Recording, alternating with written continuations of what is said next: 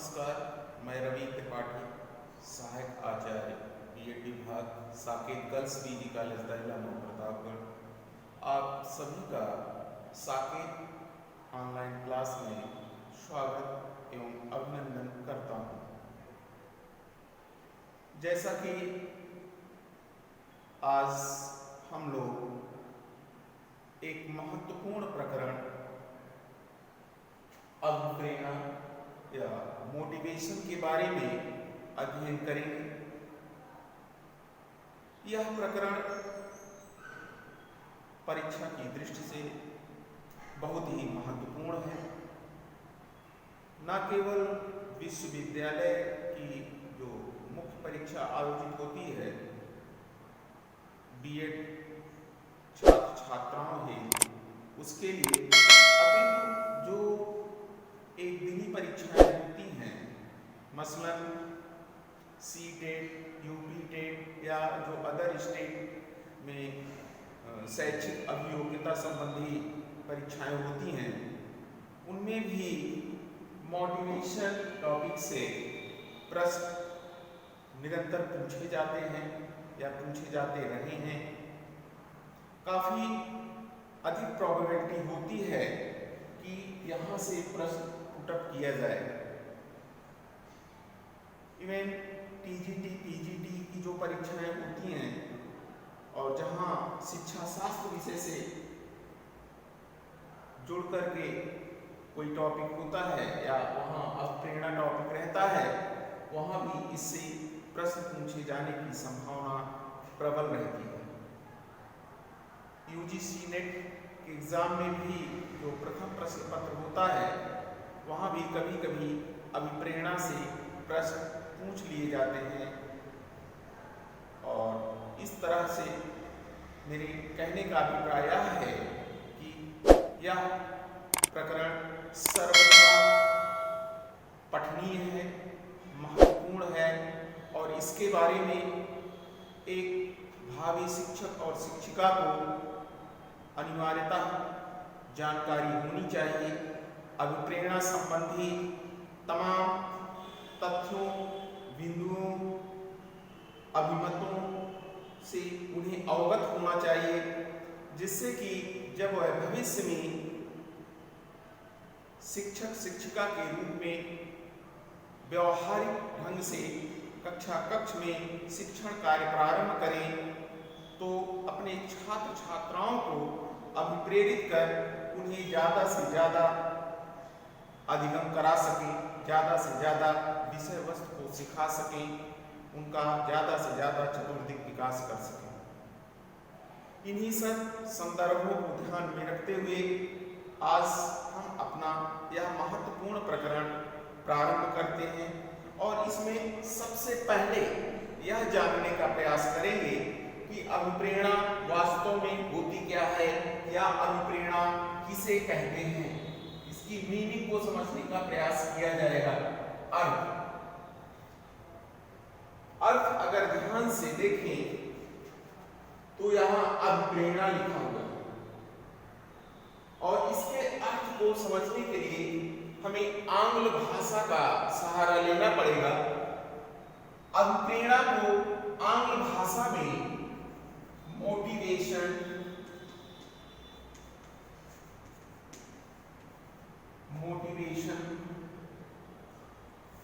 कहा जाता है, या यूं कह सकते हैं आप कि अभिप्रेरणा एक आंग्ल भाषा, अंग्रेजी भाषा का जो शब्द प्रयुक्त होता है वह शब्द है मोटिवेशन। अब यह मोटिवेशन शब्द स्वयं लैटिन भाषा के मोटम शब्द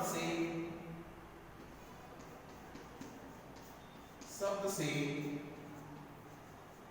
व्युत्पादित है, ड्राइव्ड है, निकला हुआ है।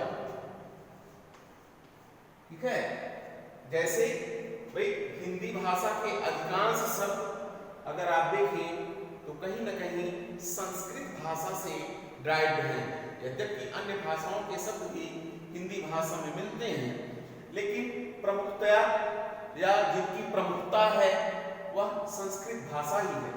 वैसे ही आंग्ल भाषा में बहुत सारी भाषाओं के शब्द मिलते हैं, बट जिस भाषा से अधिकांश शब्द या बहुतायत शब्द आंग्ल भाषा में लिए गए हैं वह लैटिन भाषा है। इसको आप आंग्ल भाषा की संस्कृत भी कह सकते हो। जैसे हिंदी भाषा के लिए संस्कृत है, वैसे ही आंग्ल भाषा के लिए लैटिन का भी बड़ा महत्व है। तो मोटम शब्द जो है, इसको सिंगल इन्वर्टेड कामा में आप रख लीजिए।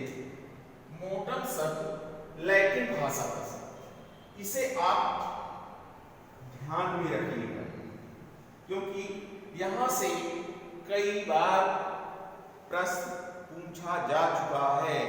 और परीक्षा भवन में जब हम एक दिनी परीक्षा में सम्मिलित होते हैं तो परीक्षा दबाव के कारण चीजें दिमाग से फिसल जाती हैं। तो यह प्रश्न कई बार पूछा गया है कि मोटम शब्द किस भाषा का है या किस भाषा से लिया गया है, या पूरा देकर के पूछ लेता है कि मोटिवेशन शब्द लैटिन भाषा के मोटम शब्द से मिश्रित है या बना हुआ है।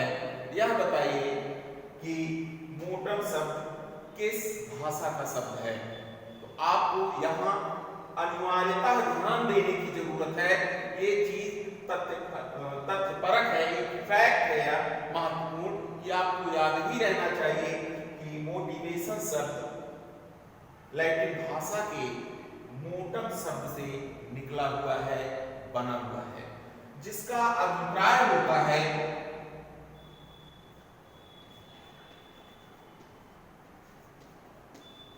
मोशन, यानी गति।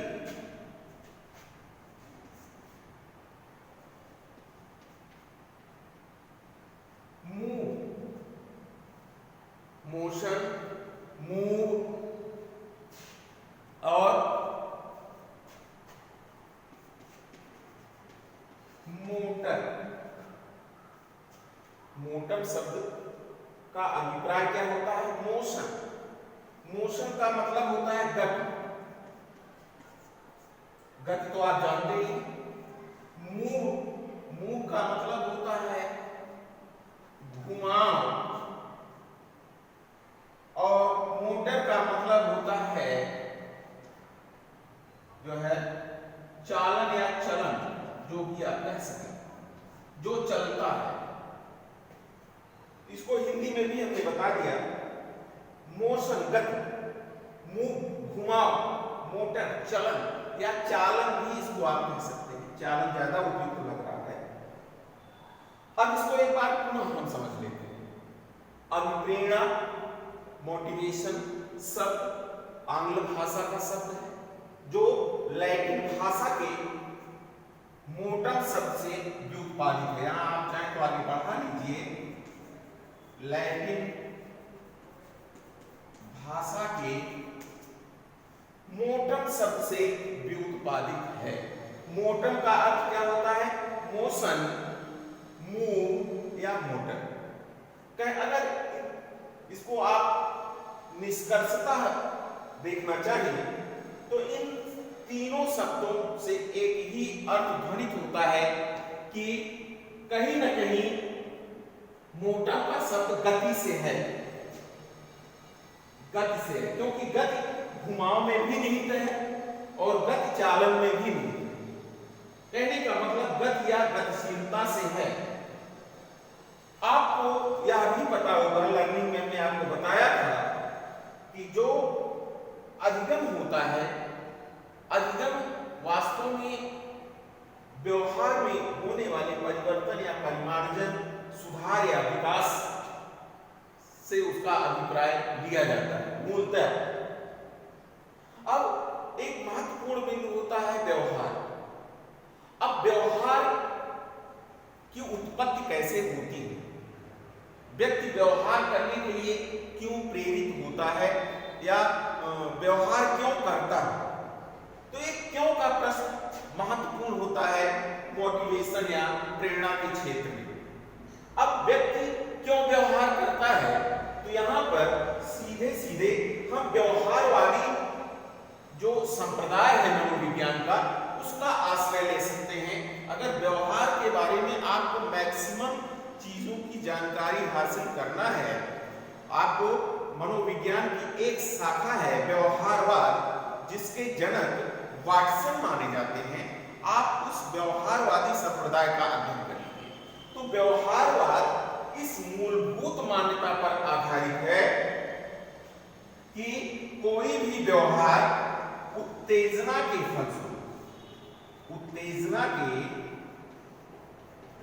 फलस्वरूप उत्पन्न होता है।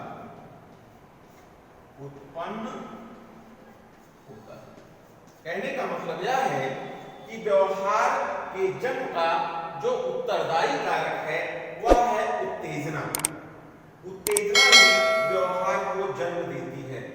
अब यह जो उत्तेजना है, यह उत्तेजना आंतरिक भी हो सकती है और बाह्य भी हो सकती है। इस उत्तेजना के फलस्वरूप शरीर आंतरिक और बाह्य रूप से गतिशील होता है और उसे ही हम व्यवहार कहते हैं। और यह जो आंतरिक और बाह्य गतिशीलता है, यही अभिप्रेरणा है, यही मोटिवेशन है। तो शाब्दिक दृष्टि से अगर देखा जाए, जो है निष्कर्षता कहा जा सकता है शाब्दिक दृष्टि से कि अभिप्रेरणा एक बाह्य आंतरिक उत्तेजना है जो व्यवहार को उत्प्रेरित करती है, उत्पन्न करती है, व्यवहार को गति देती है, व्यवहार को चलाती है, संचालित करती है, आदि आदि। बात क्लियर हो ना कि अभिप्रेरणा क्या है? अभी शाब्दिक दृष्टि से हम देखें, अभिप्रेरणा शाब्दिक दृष्टि से मोटिवेशन, आंग्ल भाषा का हिंदी रूपांतरण है, और मोटिवेशन शब्द लैटिन भाषा के मोटम शब्द से बना हुआ है, और मोटम शब्द का अर्थ है मोशन, मूव या मोटर, जिसका अभिप्राय कहीं गति देना, चालित करना या घुमाना है। वास्तव में अभिप्रेरणा एक प्रकार की आंतरिक या बाह्य उत्तेजना होती है जो व्यवहार का संचालन करती है, व्यवहार को उत्प्रेरित करती है, व्यवहार को गति देने का कार्य करती है। बात क्लियर हुई? यह तो अभिप्रेरणा का शाब्दिक अर्थ है। शाब्दिक दृष्टि से इसके अभिप्राय का विवेचन हमने किया। शाब्दिक दृष्टि से इसका अभिप्राय आपको पता ही होना चाहिए, क्योंकि हम आपको मनोवैज्ञानिक परिप्रेक्ष्य में मोटिवेशन या अभिप्रेरणा का अध्ययन कर रहे हैं, तो यह जानना भी नितांत आवश्यक है कि मनोवैज्ञानिक दृष्टि से अभिप्रेरणा क्या है, या जो विभिन्न प्रकार के मनोवैज्ञानिक हैं वो अभिप्रेरणा को क्या मानते हैं। तो जो विभिन्न संप्रदाय के या विभिन्न मनोवैज्ञानिक हैं या अनेक मनोवैज्ञानिक थे जिन्होंने अभिप्रेरणा को परिभाषित करने का प्रयास किया, इसका अध्ययन तो परिभाषाओं के अंतर्गत कर लिया जाए। लेकिन जो अभिप्रेरणा के अर्थ हेतु मनोवैज्ञानिक परिप्रेक्ष्य है या मनोवैज्ञानिक परिप्रेक्ष्य में जो अभिप्रेरणा का निहितार्थ निकलता है, वो समझने की आवश्यकता है। यहां सबसे पहले जब हम मनोवैज्ञानिक दृष्टिकोण से अभिप्रेरणा के निहितार्थ को समझने का प्रयास करते हैं, तो एक प्रश्न उठता है क्यों का प्रश्न। मनोवैज्ञानिक दृष्टि से अभिप्रेरणा का अध्ययन करते समय ये जो क्यों का प्रश्न है, ये अत्यंत महत्वपूर्ण होता है।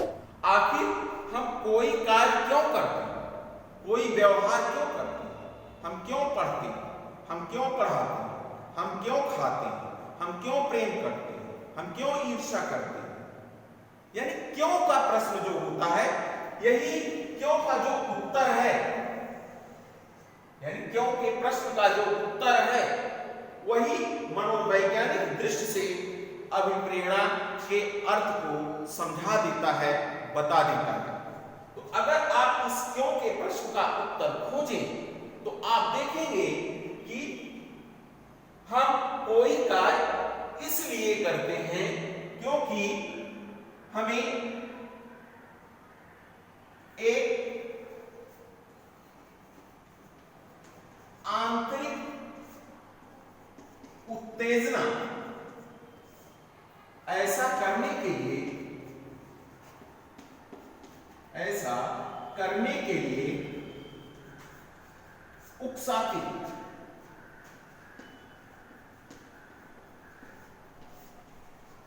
भाई कोई भी कार्य हम इसलिए करते हैं कि हमारे अंदर एक आंतरिक उत्तेजना का जन्म होता है और वह आंतरिक उत्तेजना हमें कोई भी कार्य करने के लिए उत्प्रेरित करती है, उकसाती।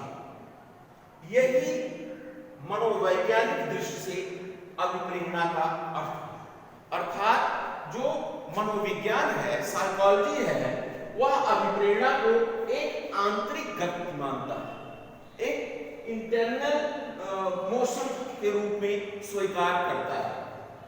अर्थात अभिप्रेरणा एक आंतरिक गति है, एक आंतरिक उत्तेजना है जो हमें किसी भी कार्य को करने के लिए उत्तेजित करती है, प्रेरित करती है और उसी के फलस्वरूप हम कार्य को आरंभ करते हैं। जब तक हम आंतरिक रूप से चालित नहीं होंगे, जब तक आंतरिक रूप से हमारे अंदर उत्तेजना उत्पन्न नहीं होगी, तब तक हम किसी भी कार्य का प्रारंभ नहीं करेंगे। यही है मनोवैज्ञानिक दृष्टि से जो है अभिप्रेरणा का अर्थ। कहने अभी अगर शाब्दिक दृष्टि से और मनोवैज्ञानिक दृष्टि से दोनों के अर्थ को अगर आप तुलना करें तो आप देखेंगे कि शाब्दिक दृष्टि से शाब्दिक दृष्टि से अभिप्रेरणा में बाह्य और आंतरिक दोनों प्रकार की गतियों या उत्तेजनाओं को शामिल किया गया है, जबकि मनोवैज्ञानिक दृष्टि से अभिप्रेरणा में केवल आंतरिक गति या आंतरिक उत्तेजना को ही सम्मिलित किया जाएगा या सम्मिलित किया जाता है। हम अभिप्रेरणा को महसूस तो कर सकते हैं, अभिप्रेरणा को विभिन्न कार्यों के माध्यम से महसूस कर सकते हैं, उसका आभास कर सकते हैं, लेकिन अगर आपको कह दिया जाए कि आप अभिप्रेरणा का प्रत्यक्षीकरण करके दिखाइए तो शायद अभिप्रेरणा जो कोई कंक्रीट वस्तु नहीं है जिसका हम पूर्णतया प्रत्यक्षीकरण कर सकें, ठीक है ना। अभिप्रेरणा का स्वरूप अमूर्त होता है, इस चीज को भी अपने जेहन में, अपने दिमाग में धारित कर लीजिएगा, नहीं तो पता लगा प्रश्न पूछ लिया गया कि अभिप्रेरणा का स्वरूप कैसा होता है, मूर्त होता है, अमूर्त होता है, दोनों होता है या इनमें से कोई नहीं, तो आप लगा के चले आए दोनों होता है। क्योंकि अमूमन जब इस प्रकार का कोई प्रश्न पूछा जाता है तो ज्यादातर परीक्षार्थी दोनों वाला ऑप्शन ले लेते हैं, लेकिन यहाँ आपको ज्ञात होना चाहिए कि अभिप्रेरणा का स्वरूप अमूर्त होता है, एब्स्ट्रैक्ट होता है, हम इसको महसूस कर सकते हैं लेकिन किसी मूर्त वस्तु की तरह इसको प्रकट नहीं कर सकते, इसकी माप जो नहीं की जा सकती, ठीक है। ये तो बात हो गई अभिप्रेरणा की मीनिंग, अभिप्रेरणा का अर्थ क्या है।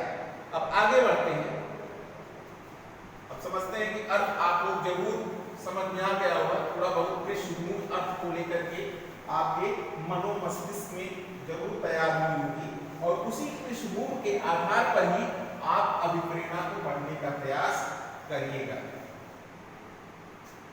आगे देखते हैं, कुछ डिफिनेशन देख लेते हैं अभिप्रेरणा की परिभाषा, क्योंकि परिभाषाओं को पढ़ करके समझ करके कॉन्सेप्ट के बारे में आसानी से हम जान समझ सकते हैं। क्योंकि जब एक टॉपिक आप अभी आपके यहाँ सिलेबस में नहीं है, नेक्स्ट सेमेस्टर में आपको सिलेबस में मिलेगा कॉन्सेप्ट फॉर्मेशन, अवधारणाओं का निर्माण। तो जो अवधारणाओं का निर्माण होता है उसके कई स्टेप होते हैं जिनको फॉलो किया जाता है और लास्ट स्टेप परिभाषा ही होती है। जब पूर्णतया कॉन्सेप्ट क्रिएट हो जाता है हमारे मनोमस्तिष्क में, उसकी अवधारणा निर्मित हो जाती है, हम उसे आसानी से डिफाइन कर सकते हैं, उसे आसानी से परिभाषित कर सकते हैं। किसी भी तत्व, विचार या वस्तु के बारे में ये बात लागू होती है। किसी भी वस्तु को लेकर के अगर हमारी अवधारणा स्पष्ट है तो उस वस्तु के कार्य, प्रकार, स्वरूप आदि के बारे में हम आसानी से बता सकते हैं, उसको डिफाइन कर सकते हैं। यही स्थिति विचार के लिए हो सकती है, किसी भी तत्व के लिए हो सकती है। तो परिभाषा इस बात को प्रकट करती है कि अवधारणात्मक रूप में हम अभिप्रेरणा को समझ रहे हैं। लेकिन यहाँ ये भी है, अगर अभिप्रेरणा की अवधारणा हमारे लिए अभी अस्पष्ट है, तब हम परिभाषाओं के आधार पर उस अवधारणा को स्पष्ट कर सकते हैं। अर्थात परिभाषाएं हमारा मार्गदर्शन करती हैं कि वह अवधारणा हमारी मतलब वह अवधारणा हम पूरी तरह से हमारे लिए स्पष्ट हुई है अथवा नहीं हुई है। तो इसमें पहली परिभाषा आप लेते हैं और पहली परिभाषा है गिलफोर्ड के अनुसार। पहली परिभाषा है गिलफोर्ड के अनुसार। यह परिभाषा जो कि जो कोटेशन के रूप में कई बार पूछी जा चुकी है विभिन्न परीक्षाओं में कि यह स्टेटमेंट या परिभाषा या कोटेशन किसका है। तो गिलफोर्ड ने कहा कि अभिप्रेरणा एक प्रकार की शक्ति है जो व्यक्ति के व्यवहार अथवा कार्य को उत्पन्न करती है तथा उसे बनाए रखती है। परिभाषा को जरा समझने का प्रयास करिएगा। अभिप्रेरणा क्या है? अभिप्रेरणा एक प्रकार की क्या है? शक्ति है जो हमारे अंदर व्यवहार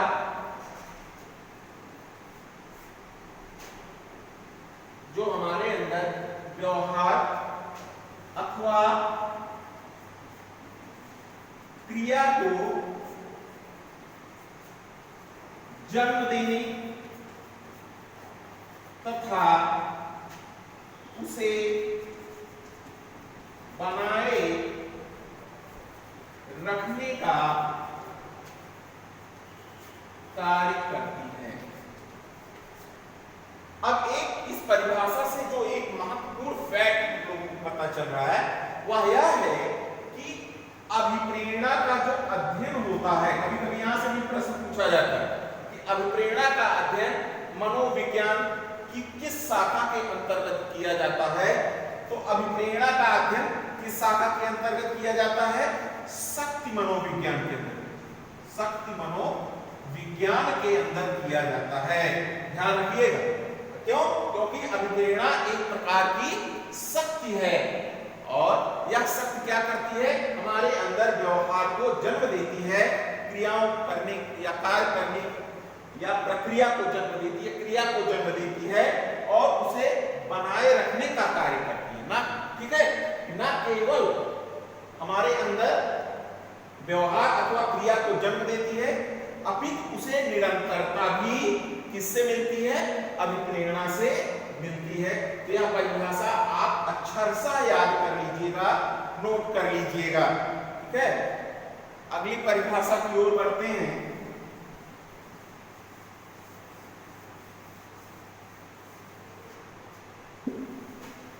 अगली परिभाषा जो है हमारी वह है सीवी गुड के अनुसार। सीवी गुड के अनुसार यह कोटेशन में, यह परिभाषा में कई बार परीक्षाओं में पूछी जा चुकी है क्योंकि यह संक्षिप्त सा कोटेशन है, बड़ा सारगर्भित है और अभिप्रेरणा के स्वरूप को निश्चित करने में महत्वपूर्ण स्थान रखती है यह परिभाषा। तो सीवी गुड ने क्या कहा है? अभिप्रेरणा कार्य को आरंभ करने, जारी रखने और नियमित करने की प्रक्रिया है। ध्यान से, अभिप्रेरणा क्या है? अभिप्रेरणा कार्य को आरंभ करने,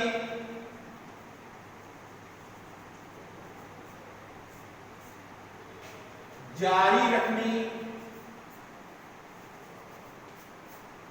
तथा नियमित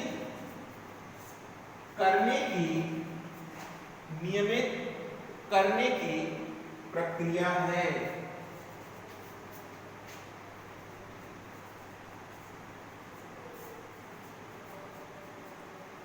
अब प्रेरणा क्या है? अगर आपसे कोई प्रश्न करे कि अभिप्रेरणा क्या है, तो सीवी गुड के अकॉर्डिंग अभिप्रेरणा कार्य को आरंभ करने, जारी रखने तथा नियमित करने की प्रक्रिया है। अर्थात अभिप्रेरणा के फलस्वरूप ही हम कोई कार्य आरंभ करते हैं, उसे जारी रखते हैं और क्या करते हैं? नियमित भी करते हैं अभिप्रेरणा के माध्यम से। अभिप्रेरणा ही वह शक्ति है जो ये तीनों कार्य करती है। इस परिभाषा को भी आप नोट करके याद कर लीजिएगा, क्योंकि आसानी से ये परिभाषा याद हो जाएगी। अगली परिभाषा है वुडवर्थ के अनुसार। वुडवर्थ के अनुसार, वुडवर्थ ने अभिप्रेरणा को परिभाषित करते हुए लिखा है कि निष्पत्ति बराबर योग्यता धन प्रेरणा। एक फार्मूला उन्होंने अप्लाई किया,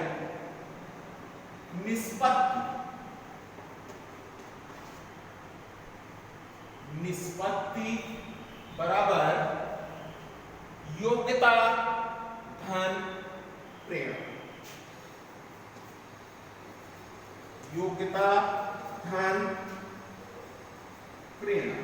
कभी कभी यह सूत्र ही रख करके पूछ लिया जाता है कि इस फार्मूले को या इस सूत्र का प्रतिपादन किसने किया था। तो ध्यान रखना भैया, वुडवर्थ ने किया था। इंपॉर्टेंट फैक्ट है कि निष्पत्ति बराबर योग्यता धन अभिप्रेरणा या प्रेरणा।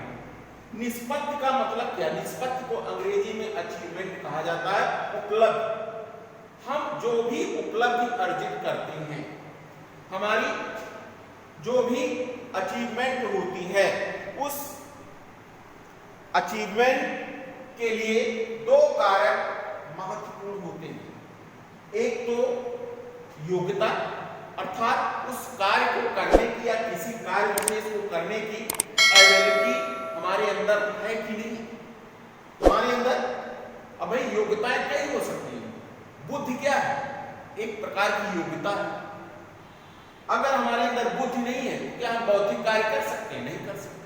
लेकिन कभी कभी आप देखते होंगे कि बुद्धि होने के बाद भी व्यक्ति कार्य को सफलतापूर्वक संपादित नहीं कर सकता। यानी बुद्धिमान तो है, बट उसका अचीवमेंट बहुत कम है, उसकी उपलब्धि बहुत सीमित है। क्यों सीमित है? क्योंकि निष्पत्ति का उद्भव योग्यता के साथ साथ प्रेरणा जब होती है तभी होता है। अर्थात हमारे अंदर सभी प्रकार की योग्यता और क्षमता है, बट हम क्या हैं? प्रेरित नहीं है। हमारे अंदर प्रेरणा नहीं है, कार्य करने, आरंभ करने, जारी रखने की शक्ति ही नहीं है। तो फिर हमारी निष्पत्ति क्या होगी? नील बटा सन्नाटा होगी, अर्थात हमारी उपलब्धि जीरो होगी। तो इस फार्मूले के आधार पर ही उन्होंने परिभाषित करते हुए आगे लिखा, अर्थात व्यक्ति योग्यता अभिप्रेरणा पाकर ही विकसित होती है। अर्थात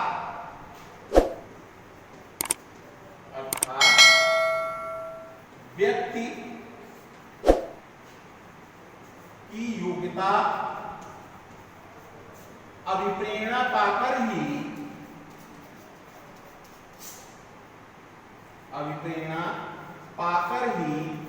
विकसित होती है। विकसित होती है। आगे उन्होंने अपनी बात को बढ़ाते हुए और लिखा है,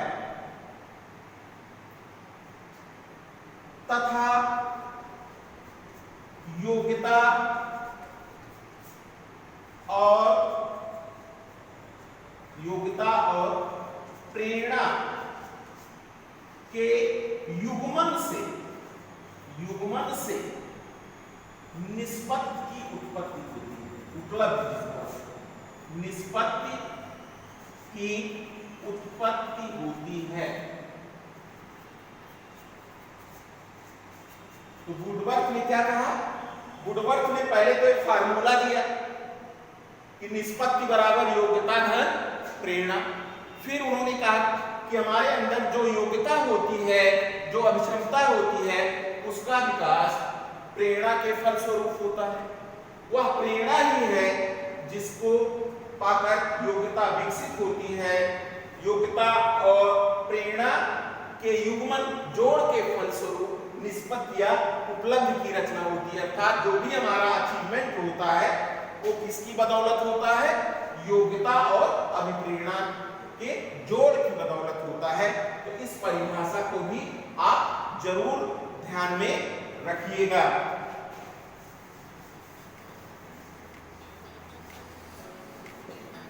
हम उन्हीं परिभाषाओं पर चर्चा कर रहे हैं जो परिभाषाएं एग्जाम की दृष्टि से बहुत महत्वपूर्ण है, या जिन परिभाषाओं में कुछ महत्वपूर्ण। इस वीडियो को अपने दोस्तों के साथ ज़रूर शेयर कीजिए। अगर इस टॉपिक पर आपके कोई भी क्वेश्चन हैं तो नीचे कमेंट करके पूछिए, हम उत्तर देने का प्रयास करेंगे।